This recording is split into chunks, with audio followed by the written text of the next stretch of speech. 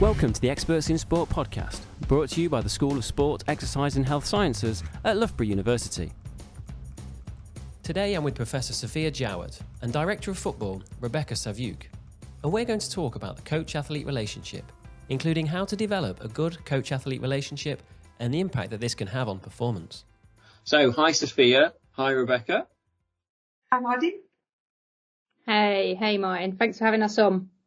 No problem. It's great having you on. As I've mentioned to you guys already, I will disappear into the ether and you guys can chat because you're guys are the experts and it's going to be great to listen to you. But before we get into the details around coach-athlete relationship, can you give our listeners a bit of a background to your work and your experience? So starting with yourself, Sophia. Okay, thanks very much, Martin. A great question, and I'll try to keep it very, very brief. So my work revolves around coaching. I'm very interested to understand the coaching, the complex dynamics that involved. And I take a particular approach to try to understand coaching, and that is through relationships, the relationships that coaches and athletes develop over time, and through the ways they communicate, as well as I'm particularly interested in how coaches lead and what are their behaviors and how these impact their athletes. I started this work back in 1997. Believe it or not, time flies, doesn't it? As a PhD student at the University of Exeter, and where I kind of realized that the interpersonal dynamics involved between coaches and athletes were primarily investigated through coach leadership, what coaches do to athletes to be who they are and perform. So I thought that was a little bit too unidimensional, and therefore I started looking at the relationship and the reciprocal impact that the coach and the athlete have, and in fact defined coaching through the relationships coaches and athletes develop. Over the years, I taught at the University of Staffordshire, and since 2003. At Loughborough University. So this year is 20 years. I celebrate 20 years at Loughborough University, and the research has flourished since. So I'm very pleased to be here to work at a great institution. So that is me in a nutshell. I don't know how much you would like me to go into. No, that's good. Yeah. Right. Right. Congratulations on the 20 years. Bex, we'll pass over to you. I mean, I'm not sure how I follow that, to be honest, Martin. I'll give it a bit of a go. So, look, firstly, I'm super excited to be on this call with Sophia. I've been a big fan of your research for a number of years. I've used it in the classroom with my students when I was a lecturer at Hertfordshire. So, really excited to kind of listen to your research firsthand and find out a little more about the coach-athlete relationship. In terms of myself, I've been in football, came through a talent centre in Cambridgeshire a number of years ago, started on my coaching badge journey at the age of 17, managed to get my A licence by 24, 25, so that would have been 2012, and I've been in football ever since. I did my undergrad at Man Met with Dr. Ryan Groom and Dr. William Taylor. Did my master's there as well, and started on my PhD journey in round about 2018-19, and I'm still working hard behind the scenes to try to complete that, but it's hard to juggle everything. In terms of football roles, I've managed and been an assistant manager in the Women's Championship. I've worked in the national pathway and done some talent camps for the FA. I did 4 seasons with Watford in the Boys Academy and worked in the youth development phase with players from under 12 to 16, which was fantastic and a real challenge. And I currently am Director of Football at Loughborough, which has been a real fantastic journey for me this last year. I've really enjoyed it. Taken on a bit more of a strategic role rather than on pitch this year, and oversee men's football, women's football, futsal, officiating and coaching here at the university. That's awesome. My listeners will now understand why I'm just saying I'm just going to sit in the background and let you two talk. So it's going to be brilliant. So let's just get this started by, I know, Sophia, you mentioned the long time that you've been researching this. So in that time, how has coaching changed over those years? Well, I suppose we can approach this question in many different ways, Martin, but today here, I will approach it like this. So what we have noticed over the years, and what indeed have witnessed through my research and through just being a fan of sport, is that the coaching has changed quite dramatically, I would say.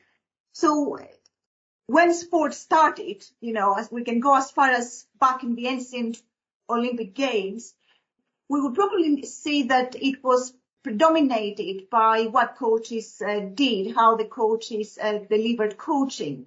Coaches played a central role. They were at the heart of coaching. They directed the coaching of an athlete, the practice, the training, and they led, they guided, they supported. Everything revolved around coaches. The role of the athlete was very secondary in that.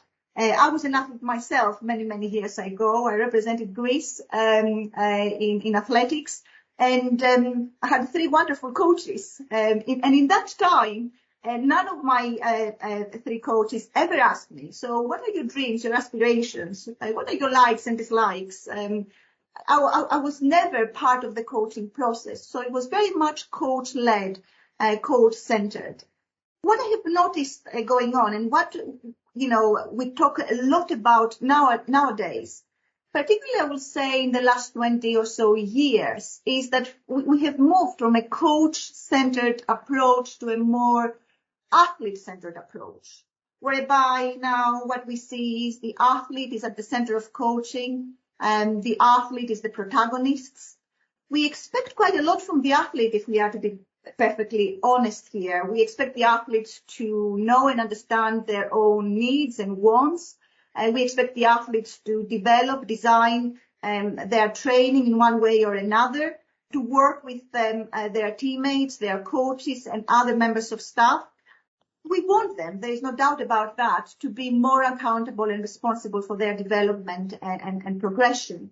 The coaches take a kind of a less of a role, I will say. And that is all good. But at the same time, I think it's a very challenging way of looking at coaching. And I'm not quite sure how realistic that narrative is, and how in the real world this can work and will work quite successfully. So what I have proposed is that perhaps we move away slightly from both approaches, both the coach and the athlete-centered approach, and perhaps we think of coaching from a more coach-athlete-centered approach, whereby both the coach and the athlete play an active role, and both the coach and the athlete make joint contributions, and they're both accountable and responsible. And dare I say at equal levels, I'm not quite sure how, I may be questioning about, that, but I want both the coach and the athlete to be part of the process and play an active role. They're both responsible, and they're both in some ways define the success and effectiveness of coaching. And there will be times where the coach may take a little bit more of protagonist role, and other times, and that would be expected, the athlete will take a protagonist role.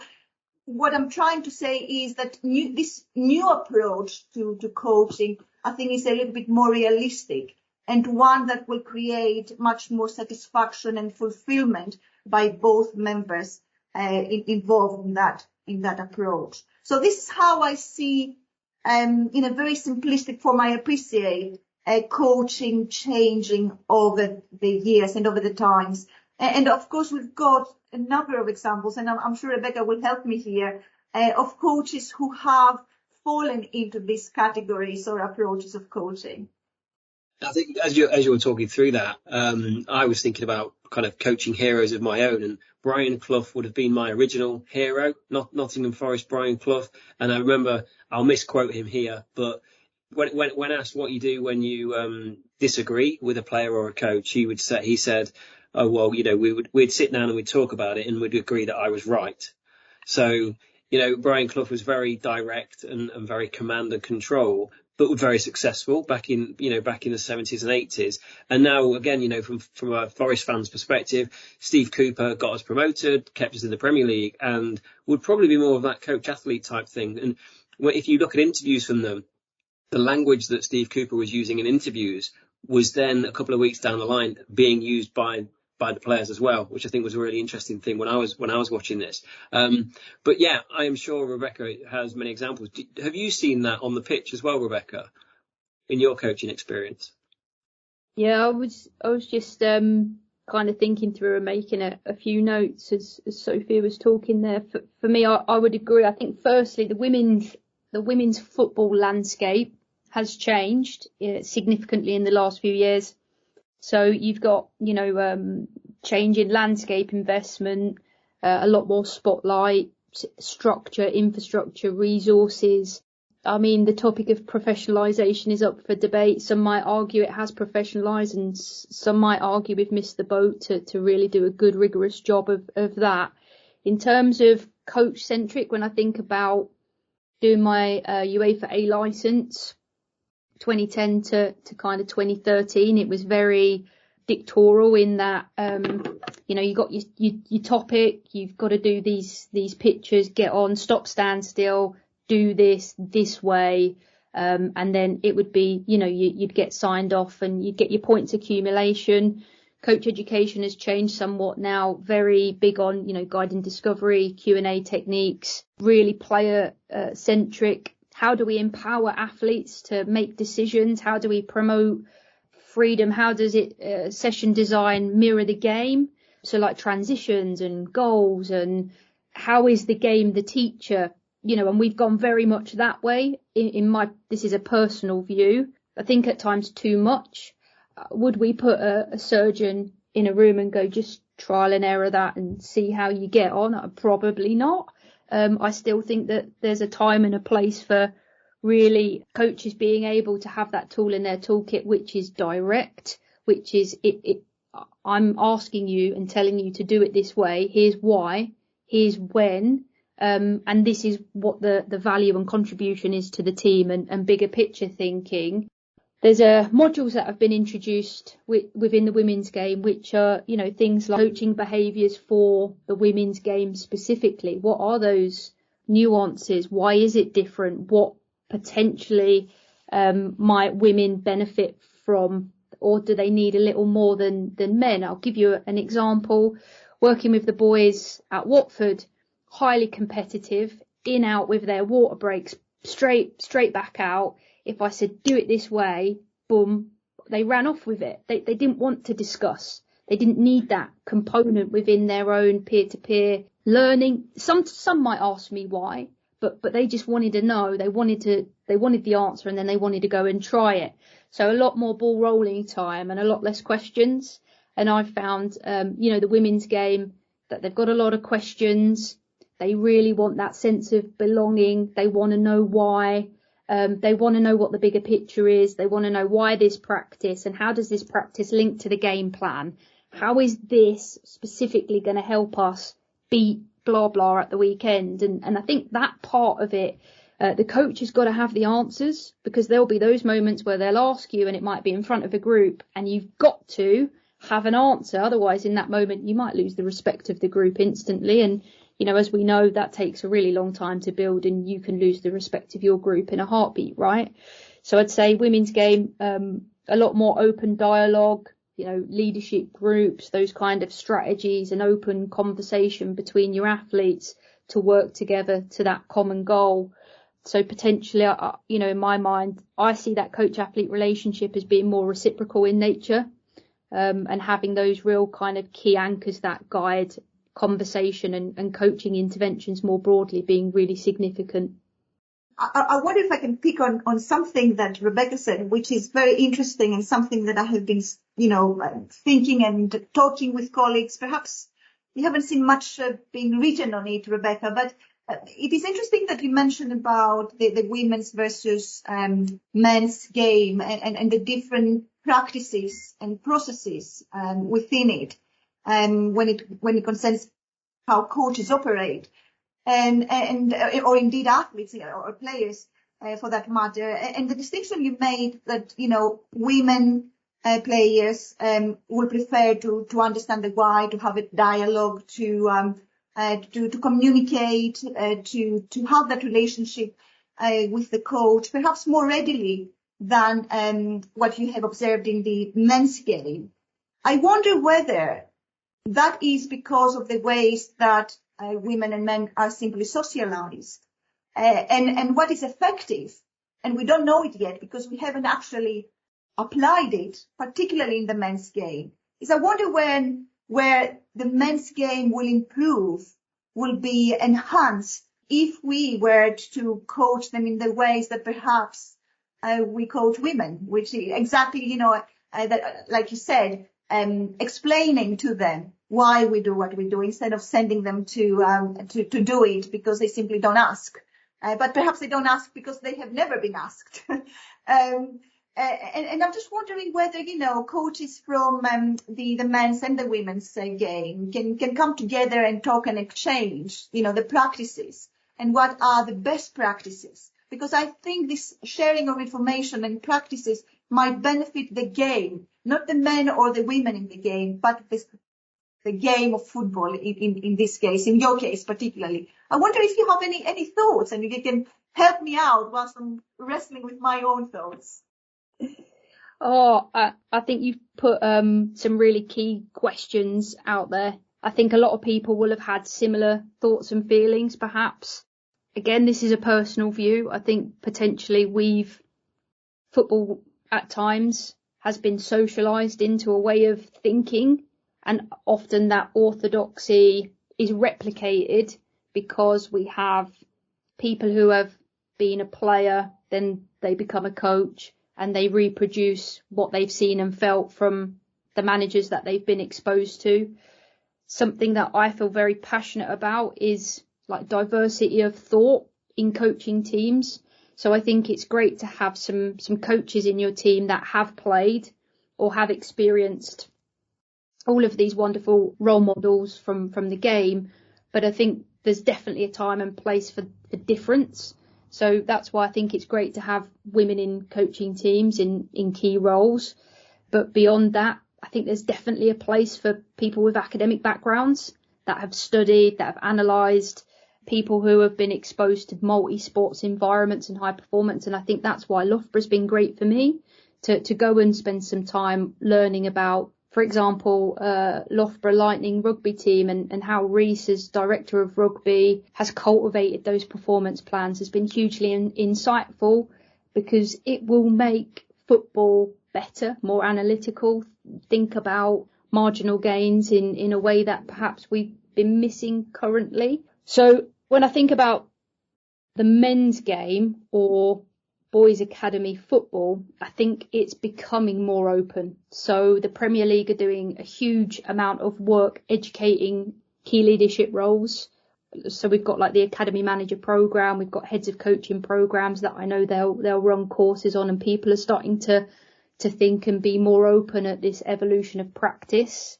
I also think people are starting to find their own voice and be a little bit more provocative, curious, challenging with some of their own views. Okay, so why is the philosophy that way? Like, what's the evidence? This is my big thing at the minute. Like, what is our why? And what statistical evidence or what can we read that will help us be more informed in our decision making? Because I think for such a long time, the why was because we've always done it this way, or I saw it that way and it worked, so we try and reproduce it. But we know when we try to transition those pockets into different club environments or different teams, it's so contextually different. It's really hard to mirror. And I think that you're right, Sophia. I think there's a big misconception that men don't want to be included, or that they don't want to be asked, or they don't want to know why. I think they've been told for such a long time, and that's why it's common practice.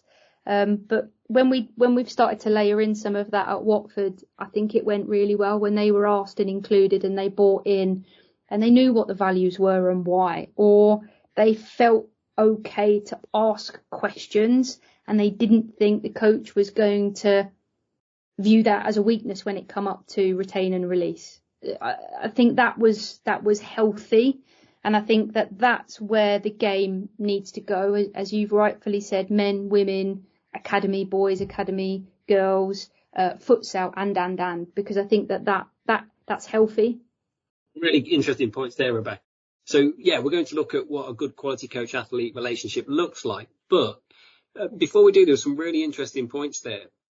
And I think looking at some recent examples, so obviously the women's England football team previously had a male coach in Phil Neville, and now Serena Wiegmann has been doing a fantastic job. So it'd be interesting to know if you've got any insights on like the potential differences that may have happened there.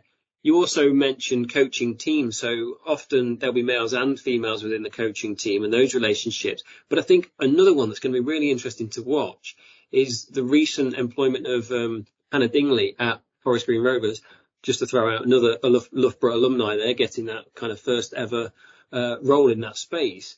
So yeah, how do those dynamics kind of change for the playing group as well as the coaching staff when a different gender of leader is put in position? I guess women and men, you may argue, and I will refer to the great work that my colleagues, Professor Leanne Norman and Professor Nicole Lavoie in UK and USA respectively are doing around this particular area of gender and leadership, but some of the research that we have also done as well. What we have noticed is that women coaches and men coaches perhaps employ different leadership styles or different leadership behaviors or indeed communication patterns. So it may be that women are a little bit more empathic, but again, this might not be because they are females. It may be because they have socialized to be more empathic. They have given more opportunities to express this sort of communication to others, whereas men perhaps a little less. But what we have noticed is that, for example, in our research particularly, that when you have same gender coach and players, then what we notice is that the relationships are much tighter, much stronger, as opposed to when the gender of the coach and the players or the athlete is different. And it may be, as I said, because of the styles, because of the socialization, because of the expectations that we have. But I guess from and now again, Rebecca might need your support here. Phil Neville, for me, was one of those very empathic coaches. Was very relatable. Was very approachable. This is how perhaps I saw him or understood him reading whatever it was available in the media. And of course, what we see from Serena Wiegmann is very much a coach that knows and understands. Both of them were footballers, I suppose, and they have this background under their belt. But also the way that they operate is very much to reach out to the athlete, to the player, to understand them, to understand their needs, to work with them. And therefore I can see some similarities there. And the transition to me seemed to be quite seamless. But Rebecca, maybe you've got different views in how these coaches operate. Yeah, I'm happy to try and add a little bit of colour into that. I think firstly, we definitely need to just touch on, Hannah's appointment at Forest Green, because when I saw that come through at 10:30 at night, that was a moment for like women everywhere to be the first one through that concrete ceiling. And for me, completely deserved, because her profile, skill set, education and is exceptional. And as an academy manager already, it would be a natural, on an interim basis, a club would look at your academy staff anyway to go up and support the first team. So that process isn't an anomaly, and it's certainly not tokenistic. So I find, the social media warriors a little bit, it offends me a bit, because she's definitely earned the right to have that opportunity. And I just absolutely wish her well for every woman everywhere, and every male ally in a club will be watching, because I think she can open the door for more women if she does well. So everyone will be wishing her well. But also we've got, last month Lydia Bedford was appointed Brentford men's under-18s head coach. So she's the first woman head coach ever to go in PDP phase head coach role. And again, wonderful. And Lids is a good friend of mine. So we've got a little bit of momentum in those spaces for the first time ever. And it's so significant. I think we can have masculine women and feminine men, right? So it might not just be solely on that gendered part. I think it really goes into like personality and those social traits and what people can offer and how they interact with human beings on that level. I think Phil was appointed in a really transitional moment for English football, and English women's football was a great profile, brought a lot of media attention and helped it move on again, which was really important. And Serena's appointment for me was just groundbreaking. I mean, to get somebody in like her who has won at a national level already in tournament football just breathes confidence. Right, we've got a winner. We've got somebody who can deliver in big moments.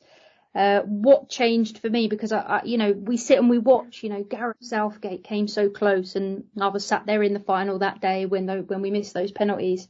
You kind of sat on the edge of your seat thinking, has he got the minerals to get it done? And you're hoping he has, haven't you? You're hoping.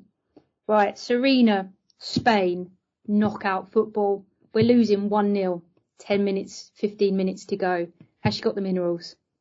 She puts Millie Bright up front, changes the structure, the system, and we get a goal, and it's 1-1 extra time, and we win that game 2-1 against one of the best teams in the world.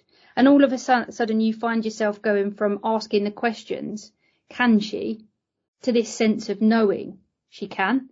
Like, she can do it. So she could have checked the next few games for me. She could have done whatever she wanted tactically. And I'm bought in. I'm bought into what she's doing. I know she can do it. She's just knocked out Spain, like one of the favourites for that tournament. So I've gone from like all of these internal questions. Can we win? Can we do it? We've got the best players. We've got to just go in. I'm completely bought in to Serena. And I've heard she's a fantastic man manager.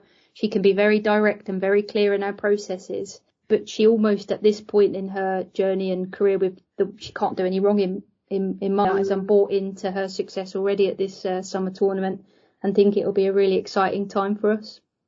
That is a great comment you made about being bought in, because we all kind of can have that discussion about managers, players get managers sacked because they're not bought in. They've just, he's lost the dressing room, or all that kind of conversation. So you need that good quality coach athlete relationship. So, I know it's different in different scenarios and all the rest of it, but if we could have a kind of discussion around what are the main ingredients that build that good quality coach athlete relationship?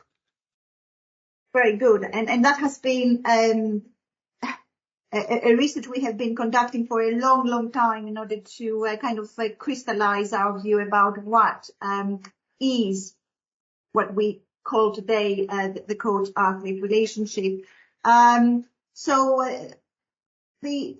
you will expect, the coach-athlete relationship is a multidimensional construct, a multidimensional idea. It's not simple or easy to capture. But I think, through the research we have conducted thus far, the way we see it at the moment is quite valid. So here is how we can understand what it is, a rather elusive and complex phenomenon in intangible ways. So the coach-athlete relationship contains 4 dimensions. The first dimension is called closeness, the second, commitment, the third, complementarity, and the fourth, co-orientation. And I will take each one in turn to describe it. So briefly, so closeness reflects coaches and athletes' interpersonal feelings and describes the emotional tone of the relationship. Essentially captures important relational properties such as coaches and athletes' trust to one another, respect, appreciation, and liking. These are the 4 key relational properties: trust, respect, appreciation, and interpersonal liking. And I guess we will all agree that, and very often, coaches at whatever level they may be operate, from participation to high-level performance to Olympic and Paralympic and professional, they will always say how important it is to trust their athletes and how important athletes is to trust the coaches. So we believe that closeness is a very important dimension in that framework. The next one is commitment. Commitment simply captures coaches and athletes' intentions, motivations, willingness to maintain a close relationship over time. And again, we know that commitment is hugely important because we will all agree, I'm sure, that high performance or development of skills doesn't happen overnight. We need to stick with the coach needs to stick with the athlete for a period of time to try each other and what they're trying to achieve together. In addition, commitment is important because it's the glue that connects the coach and the athlete during difficult times. And we know that in the career of the athlete and the coach, there will be highs and lows, there will be twists and turns in that path that they are leading. And commitment is the one that will keep them together. And here I refer to specific examples like injury, which are commonplace, burnout, again, commonplace for both the coach and the athlete, and personal circumstances, where we've got student athletes here on the campus, where they have exams. They have difficult times with their other side of their life, which is not just sport, which is their education, which is highly important for them, and I believe to their coaches as well, as much as to the teachers ourselves. So that is commitment. Then I will move to complementarity. Now, complementarity is synonymous to cooperation. It's about coaches and athletes working together. It's those actions and interactions that are perceived to be cooperative. And examples of cooperation includes being responsive to each other, being receptive, holding a friendly attitude or stance to one another, as opposed to being hostile, cold, or distant. Being at ease and comfortable in each other's presence is important. You can imagine how difficult it is if you are very uncomfortable in the presence of the coach or in the presence of the athlete. And I think these are so responsiveness, receptiveness, being comfortable and friendly. And these are the key characteristics of cooperation or complementarity. Another element that complementarity is trying to capture as well is the specific roles that the coach and the athlete play in the relationship, because that is also important to appreciate. And the coach is the one that directs, leads, supports, provides feedback, instructs. These are important qualities or behaviors that the athletes expect from the coach and form part of their behaviors. And then on the other hand, we've got the athlete who we expect to be able to execute instructions, to sieve information, to filter information that it comes from the coaches and other members. And these are important roles that the coaches and the athletes role, and they need to be complementary in many respects. Otherwise, conflict will erupt. And we know the devastating effects that conflict might have. And last but not least, co-orientation. Co-orientation is essentially capturing the degree to which the coach and the athlete are similar and they understand one another. I call it the common ground. Each coach and athlete in their dyadic relationship will have a certain common ground that no one else, no other relationship will have. And that common ground is very important. This is the shared knowledge and understanding that the coach and the athlete share, and it is very important to have. So it may be coach and athletes knowing each other's likes, preferences, wants, needs, goals, and it is very important to have. And the bigger the common ground, the better the relationship. So Martin, these are the 4 dimensions that define the quality of the coach-athlete relationship. And it's important for coaches and athletes to use those terms to describe the relationship, because without this definition, each one of us can have different descriptions, and it doesn't help when we talk about relationships. There's some real big insights in there. Rebecca, do you see much of that within the practicalities of your experiences? Yeah, I think when you say to a coach, effective coach-athlete relationships will help you succeed or reach performance outcomes, that's a no-brainer. I think everybody can get on board with that.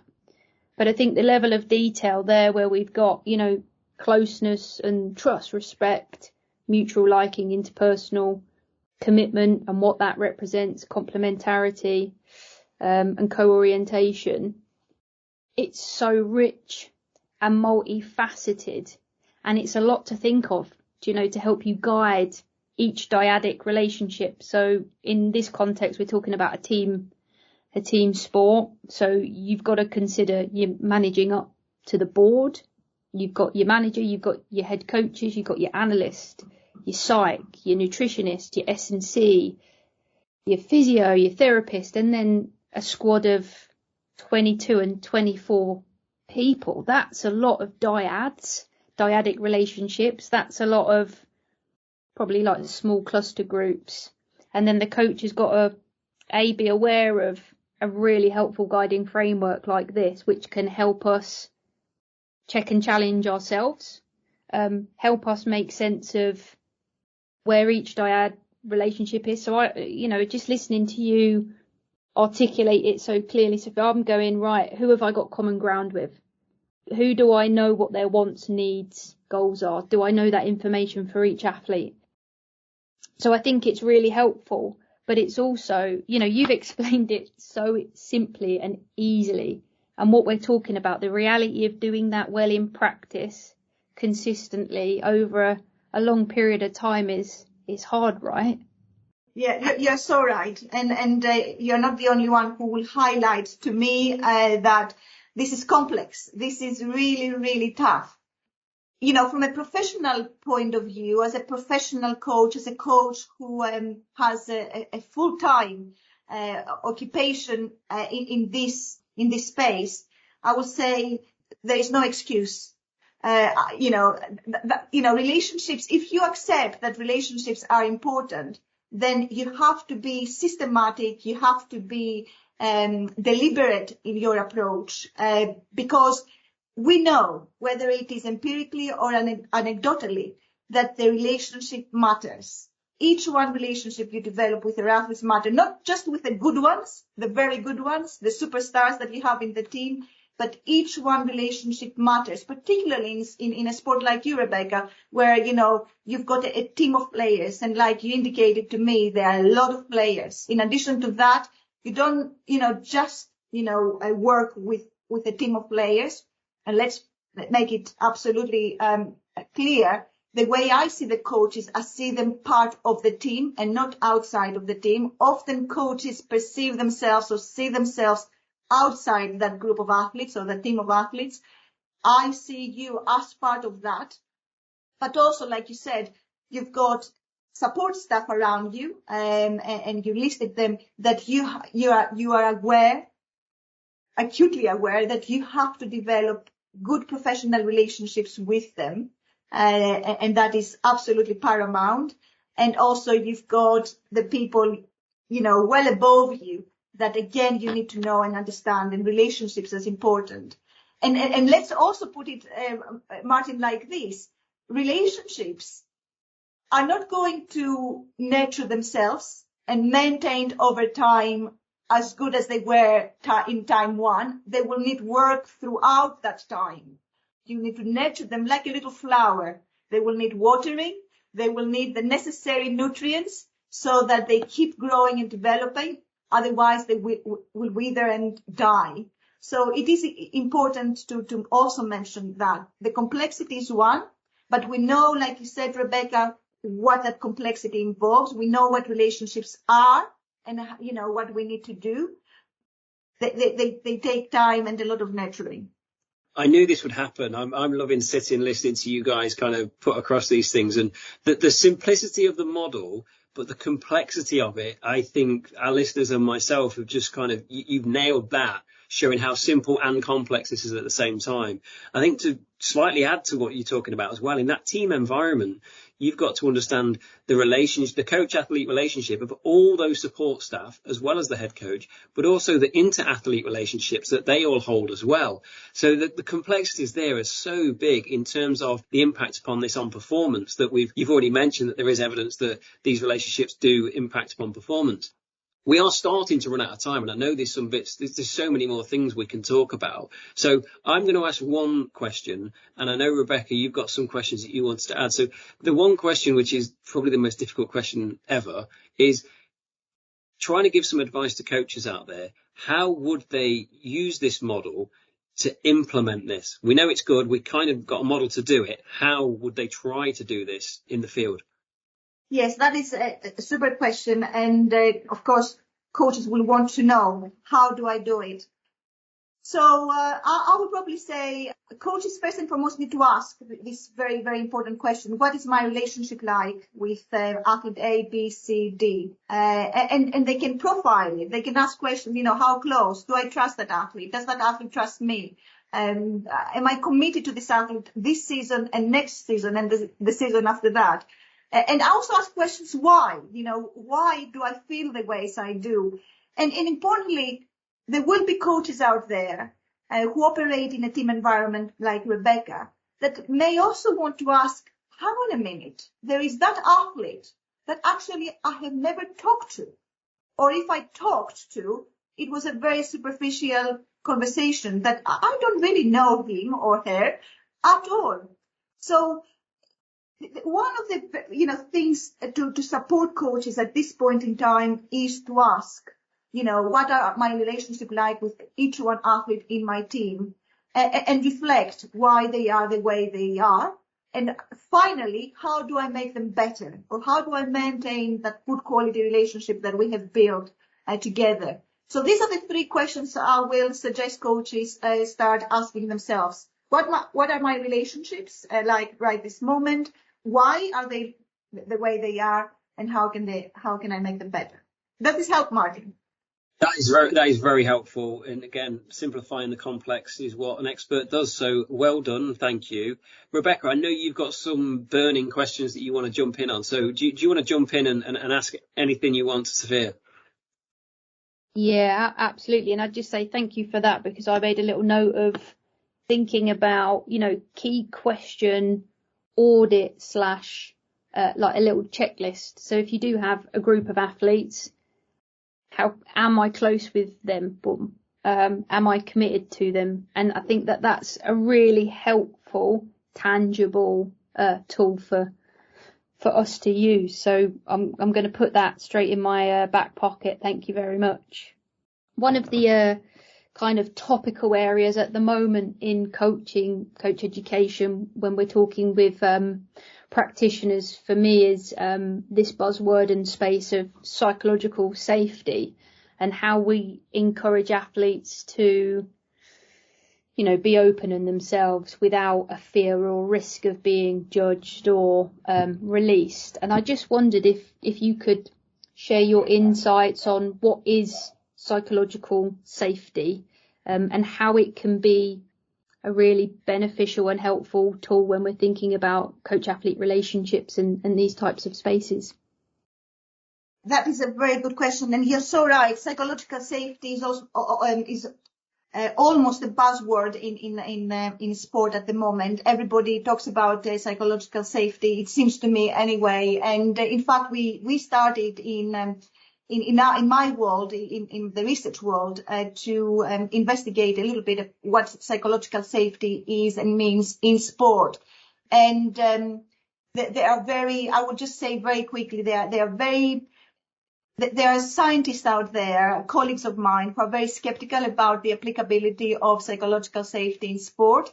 My point of view, just so that you're clear, and based on the research we have done here around psychological safety, is that psychological safety seems to point that there is value to examining and applying it in sport.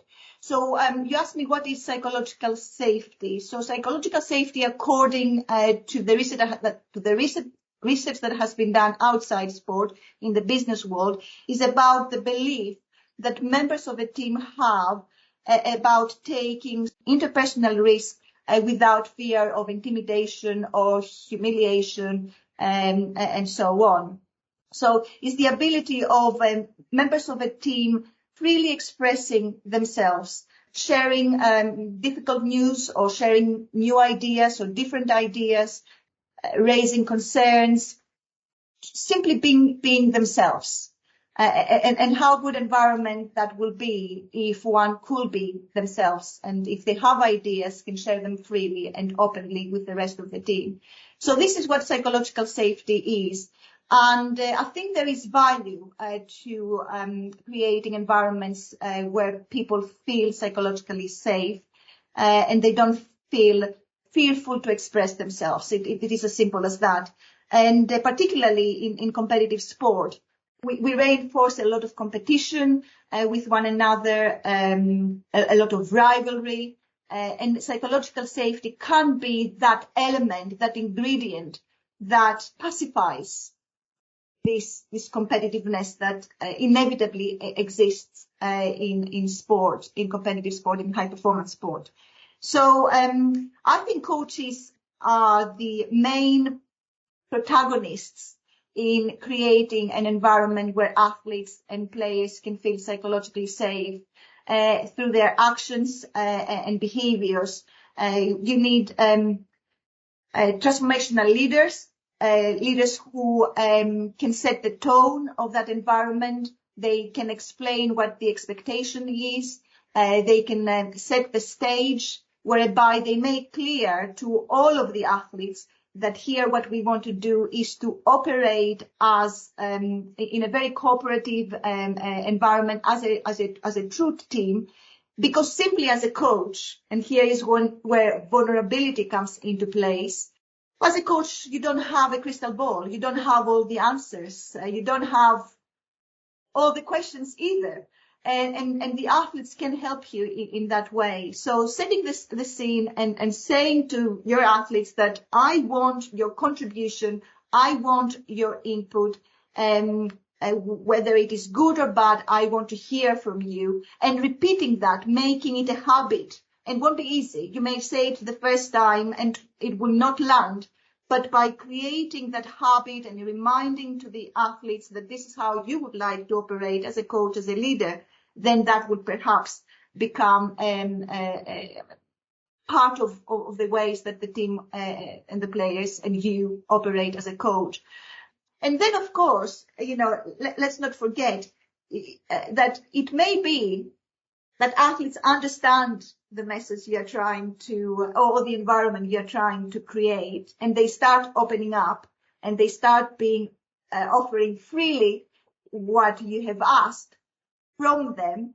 The reaction and the feedback they will get will be very instrumental, whether that climate, that environment will continue to exist.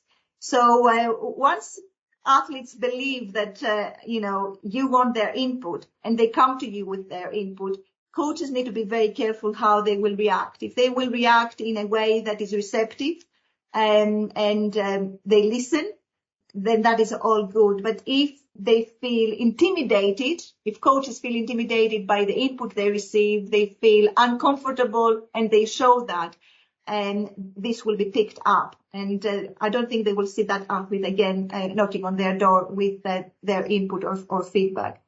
And it's also role modeling, Rebecca, as well. If you want certain behaviors from your athletes, the athletes need to see you role modeling. And I would say the other thing that is, I think, important and relative to what you said, and important to you, particularly in the sport that you coach, I have heard it from coaches like yourself. I want coach athletes, players who can be innovative and creative. I want them to go out and do something different and think a little bit outside from the box. But let's be honest, and Rebecca, I would like your input. How many athletes actually or players go out there and, play outside of the box that they had been told, from their coaches is the right sort of way of operation. I don't think many athletes have got that freedom, unfortunately. And when they do display that freedom of doing something that is creative or something a little bit different, or if it is a new skill, they try it in many different ways, but they don't quite do it correctly. And then they hear the coach, the feedback that often might be critical, and negative. And unfortunately, they stop their athletes in their tracks. These are the things that one needs to think. So I'll hand back to Rebecca. So Rebecca, I know you want athletes who are innovative and creative, but tell me, why the players cannot believe their coaches when they say, go out there and smash it? I think it's a great question. And thank you very much for that detailed insight into that concept, because it gave me a lot to think about. And again, I was making a few notes here. I think, why can they not be creative? Let's pick that bit apart. I would say the coach designs the training program. You'll go to the gym at this time, then you're on pitch, and then within the pitch sessions, it's warm up. I don't know, rondos, technical passing phase, 11v11, and then you're off, and the coach controls so many things. Do we create space, in schedules or sessions, for athletes or staff to be creative or innovative or think outside the box? So I guess that's my first call to action is, coaches, try to create a bit of white space in your programs for people and see what happens. What if, for example, you weren't there? Then what happens? Like, that's the gold dust. Can the athletes run a session on them, by themselves if you're not there? What happens? Who rallies round? Or the next one would just be, if we say we want these things, I think a good leader for me is do what you say. Like, if you're saying we want you to voice an opinion, good or bad, then create space to listen, and then create space for a tangible action. And I think perhaps we could start working towards this, and maybe it just starts with that awareness piece. Are we aware of the perception? So role modelling is a great one. If there's a bit of a slip, because we're all human, right? Who checks and challenges you? Who feels psychologically safe to go, hey, Bex, by the way, you're asking them to do this, but do you know you just did that? Because that's a tricky one, isn't it? To call out the people who are above you in a chain of command, right? So I think there's some great points in there for us to unpick a bit. But also, Rebecca, it is interesting what you said there, because, how many times did you or any coach who listens this interview here has actually asked their athletes for some feedback? How did I do today? How was it for you? These are the things that they seem to be so common sense, but we don't do them enough, I don't think. And that is the role modeling, because once you ask, your players, what do you think? How did I do today? They may be more receptive to hear when you tell them how they did, or ask you, how did I do, coach, today? Absolutely. And I think that's gold dust for anyone who's listening today. Absolute gold dust there. I think there's been a lot of absolute gold dust, as you put it there, Bex, that we've just had such a great listen to the conversation. I have anyway. I'm making notes as well for stealing things from me. So thank you to both of you. Sophia, you're giving us a good insight into the background in coaching and that kind of coach-led approach, round to that athlete-led approach. And as you're now working on that coach and athlete-led approach, and I think the simplicity that you talked about in the model, but along with the kind of complexities that we discussed as well, are clear for all to see. Hopefully some of our listeners will have some things to take away. As predicted at the start, we could sit here and I could listen to you guys forever. So normally I talk about what you're doing next, but I'd potentially like to kind of leave people on a cliffhanger, because we spoke about before you guys catching up and having a coffee and really getting into the nitty gritty and chatting. I would love to be part of any conversation where we might say, do you know what? we seem like we're midway through a conversation here.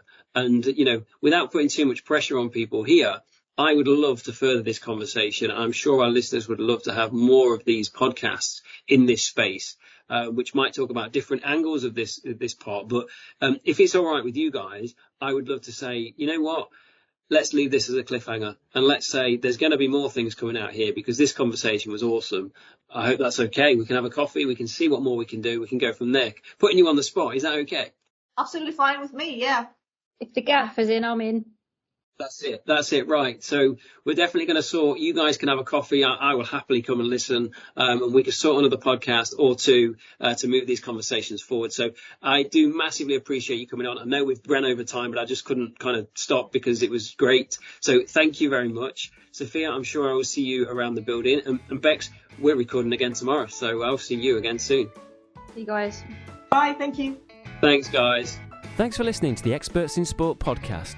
If you'd like to get in touch, then please contact me, Martin Foster, at m.foster@loughborough.ac.uk. Thanks for listening. See you next time.